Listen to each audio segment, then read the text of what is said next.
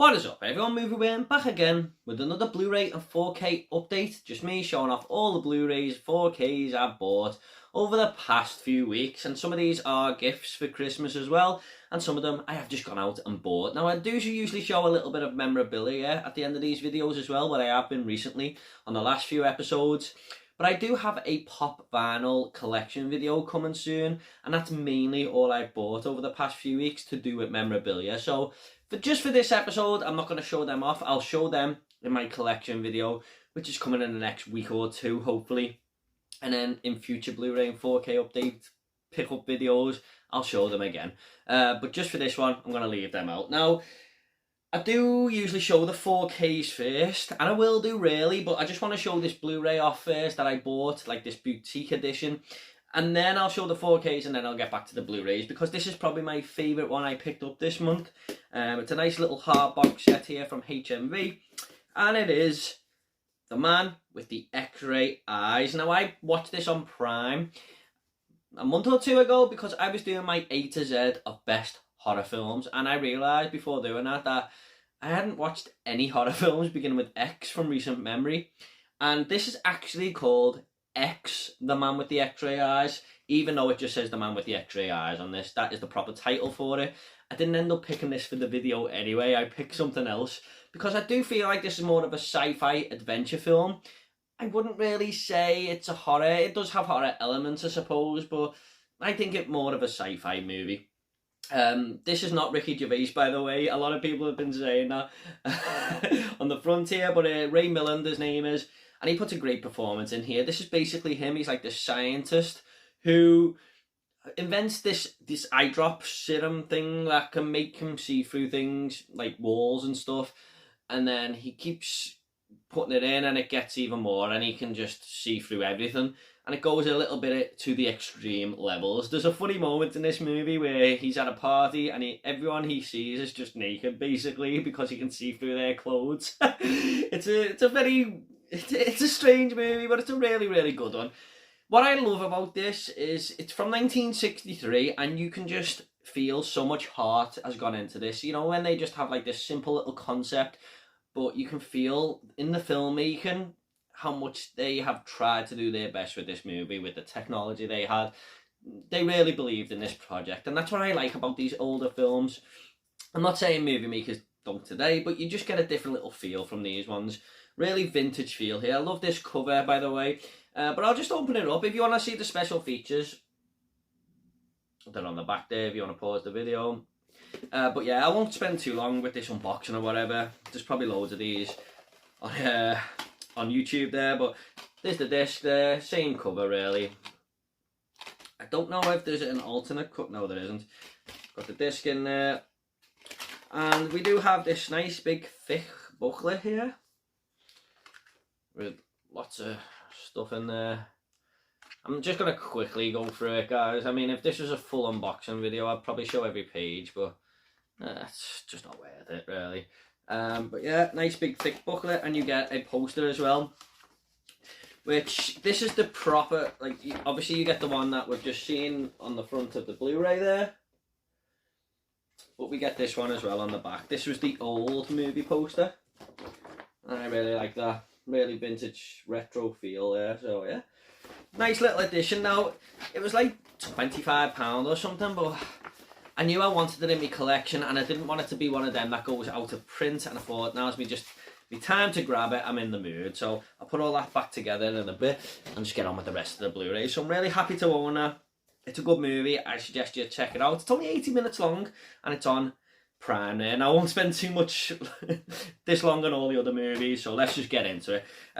So the first 4K I bought here, well, actually my sister got me this, so thank you Molly for this for Christmas, and that is Candyman, my most anticipated movie of last year, and I really enjoyed it. I thought this was a really decent film, lived up to my expectations. I didn't expect it to blow me out the water or be as good as the first one. It was basically to the standard I expected. Went in a little bit of a different direction, which I appreciate. Tried to do something different here near the Costa. Great direction in this. Some great cinematography and stuff. I really liked some of the kills she come up with. She used the mirrors to full effect. Because obviously if you see Candyman 5 times in a mirror, he comes for you, and she played on that theme throughout the movie. There's an apartment kill here, which I really liked. Decent little ending as well. A lot of people were like not really into the ending, but I thought it was decent enough. But yeah, decent movie. If you like your horror and you like the first Candyman film, it's definitely worth checking out. Next up, we have Black Widow. I asked for this one off my mum and dad. They got me it. Yeah, and just another Marvel movie to add to my collection. I do like to own all the Marvel movies, and I really like this one. A few people did shit on it a little bit, but most people just thought it was a decent Marvel flick, and that's what I thought. I thought the helicopter scene where, you know, the breakout of the jail, I thought that was a really well filmed action scene actually, and one of my favourite Marvel scenes. Black Widow is probably my second favourite or third favourite Marvel character, just behind Iron Man there, and maybe Spider-Man now after seeing new Spider-Man. I think she's a very underrated character. I love her. I think Scarlett Johansson does a great job, and I was glad to see her get her own film. So yeah, I think it came in my top 30 last year on my ranked video, and I'm glad to own this one on 4K. Next up, I went out and bought this one because there was some movies that I was trying to watch in December from 2021 that I hadn't yet seen for my ranking video, and this one got away from me because I'm not really into musicals, and because I seen so many people put it so high, and then I went to watch West Side Story and really enjoyed it. I picked it up and just thought I'd give it a watch before the end of the year, and that is In the Heights. And what I will say is this is one of the best looking 4Ks I own. The picture quality on here is amazing. Everything looks so colourful and pristine. It's a brilliantly looking film. I didn't like it as much as West Side Story, and I also watched La La Land recently as well, which was just one of the best films I've ever seen. So you could say I'm sort of taken to musicals a little bit here. I couldn't get into the characters too much. I couldn't really get into the story. It was just about this guy wanting to leave this neighbourhood. But what I did like is the music in here. I thought all the dance scenes and everything, and the way the story is told from the songs, was really well done, really well directed. It's a good film, and I'd like to watch it again to maybe appreciate it a little bit more, because I think it's going to be one of them that may grow on me. But I think because I've just come out of West Side Story and I enjoyed that a lot more, this one didn't quite live up to that film for me. But it's a decent movie, and like I said, one of the best 4Ks I've ever watched. Best looking 4Ks. Next up, we have the New Mutants, another one I asked my mum and dad for. This was there was a big sale going on, and you know, I just thought, you know, mum and dad, take advantage of it. They always ask me what I want for Christmas and stuff. I'm not a massive X-Men fan or anything, and I went to see this in 2020. I didn't love it, but there was a little bit to like. I was really looking forward to this film because of Nightmare on Elm Street Part 3. It kind of looked like that film, but with X-Men, where they're all in this mental hospital, and they're all trying to deal with the troubles they have, and they've all got the same common theme running out. Like, they have powers here. But in Nightmare on Elm Street 3, they all have the same dream. Here, they all have these powers they're trying to adjust to. So I thought it sort of took inspiration from that. I don't know if it did or not, but that's what got me excited about this. An X-Men movie that's a horror film. I was kind of disappointed with this, but I would watch it again. I don't think it's terrible or anything like that. It's a decent movie, but Anya Taylor-Joy is by far the biggest standout of this film. She just absolutely stood out above everyone here. I thought she was incredible. But yeah, there's a lot to like here, and there's a lot not to like. I just wish they would have done a better job of this, but I'm glad to own it for my X-Men collection on 4K. Next up, we have my film of the year, and this is the other one my sister got me, and that is Nobody. What a brilliant film this was. Looks like it took a lot of inspiration from John Wick. It's basically about this middle-aged guy who is just an average family man, really. Someone you wouldn't really look twice at if he was walking past you down the street. And his house is burgled, and he decides to take a little bit of a revenge there because someone stole something that is important to his daughter. So he goes after them to try and find it. Now, some of the fight scenes in this movie are just brilliant, because what I like about it, he's not the perfect fighter. He's not like perfect in everything he does, like John Wick is. He does get hurt, his defense isn't great, and he's more of a grounded fighter, like, which sort of plays on the average everyday man. I mean, obviously he has more skills and stuff, but he sort of fights like an average everyday man would, who doesn't get into fights every 2 minutes and stuff. But there's a bus scene in this, which was my favourite movie moment from 2021. These thugs get on a bus and he takes them all on, and it's just a joy to watch. But this is like a 90-minute movie, and it absolutely flew by. I loved it from start to finish. I was so entertained. I had so much fun, and Bob Odenkirk was amazing in this movie. One of my characters from Breaking Bad that I didn't really latch on to too much compared to everyone else, but in this he was brilliant. I absolutely loved him. My film of the year, Nobody, is fantastic. You gotta watch it, trust me. Now, there are a few movies here from now on that I actually haven't seen. A lot of these were just pickups that I like the look of or whatever, or I'd heard about, and I haven't seen this movie, and that is Overlord. Now, I've heard so many people say this is a good film. My mum and dad picked me this one up as well because I asked for it. I think it's like a Wolfenstein, the video game type movie, I think. I think they're taking on a bunch of zombies in the war or something like that, or a bunch of Nazis or something. I don't fully know, and I kind of want to keep it that way because I'm really looking forward to just jumping into this, because a lot of people say it's just a really fun action horror type movie. I think the horror elements in there, but I'm really looking forward to checking this one out. I missed it a couple of years ago when it did release, but sounds like a fun film. Can't wait to watch this one. So on the last 4K and Blu-ray update, I picked up The Addams Family, a movie I have never seen, to be honest, and I still haven't watched it, but I seen this one in CEX, and that is The Addams Family Values. And I thought, you know what, I wanted to get this to go with the other one, and I'll do like a double feature. So I picked it up, and now I own both of them. So I don't know too much about this. I have seen snippets of it on the TV. I remember when Wednesday was at this summer camp, because the auntie wanted to get rid of it or something. This nanny who comes into the house and hates the kids or something like that. But I'm looking forward to jumping into The Addams Family and The Addams Family Values at some point. If I like them that much, I might pick up the animated ones, but like I said, I've never seen any of them, which is a bit of a shock to some people probably who are watching this video. Next up is a comedy movie that I thought I really should own, and I wanted to get this a while ago, and I thought I already owned it in my collection, but I didn't. I think I watched it on Sky and must have just thought I owned it, but I don't.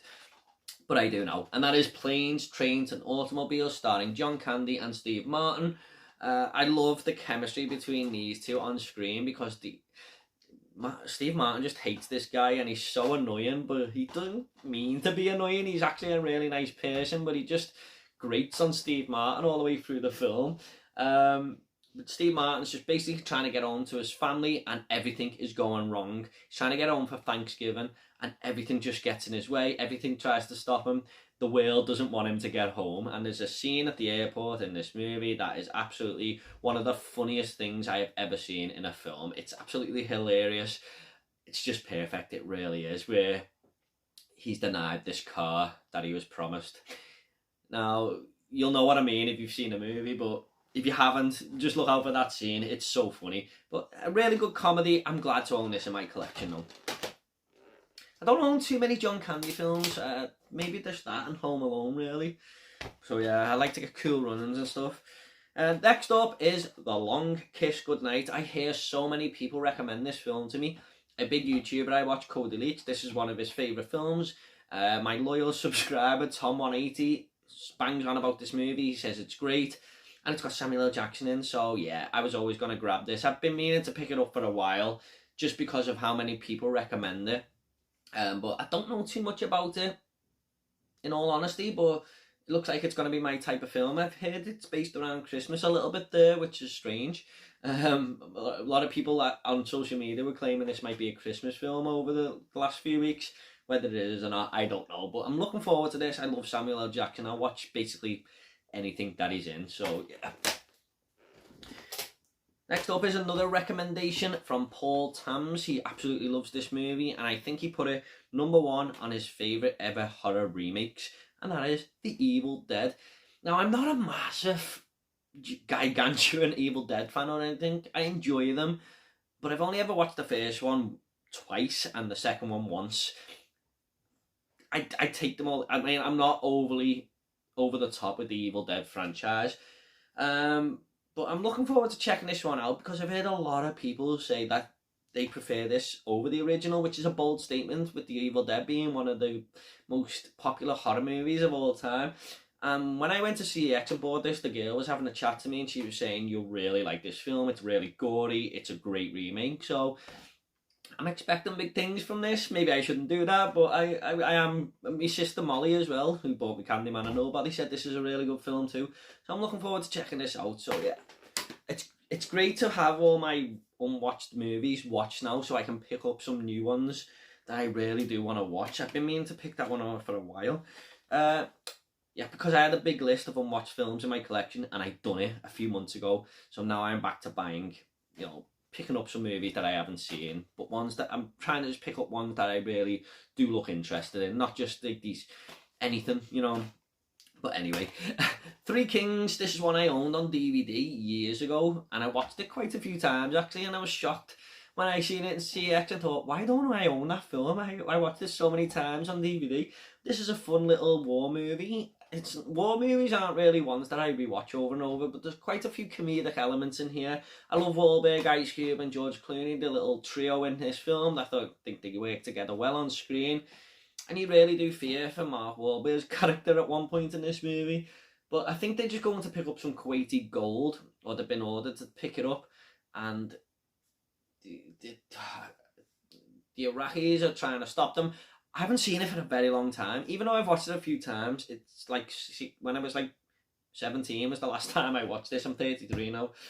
So yeah, I will revisit this again though, just for some nostalgia. Next up we have Death Sentence. Now I have watched half of this film years ago. I thought it was alright. Why I stopped watching it, I can't quite remember. Maybe I had to go out somewhere or something. I can't remember. But Cody Leach, who was mentioned before, done his James Wan ranking, and he put this at number 1. So James Wan is a really great director, and that's all I need to know. And I seen this so cheap in CEX, and I thought, you know what, I'm gonna pick that up. This is my type of movie, a revenge thriller with Kevin Bacon in. I like Kevin Bacon, so it's a match made in heaven for me. Really looking forward to checking this one out properly. But what I remember of it, it was a really good film. I think his son is killed in a petrol station or something that's getting robbed, like in a little heist, and he's killed, and Kevin Bacon goes out for revenge. So really looking forward to checking this one out. Next up, it's something else that got recommended. I think the guy's name is Repstones, who recommended this to me on Twitter because he's a big Jean-Claude Van Damme fan, and I think he said this was his favourite film, and that is Hard Target.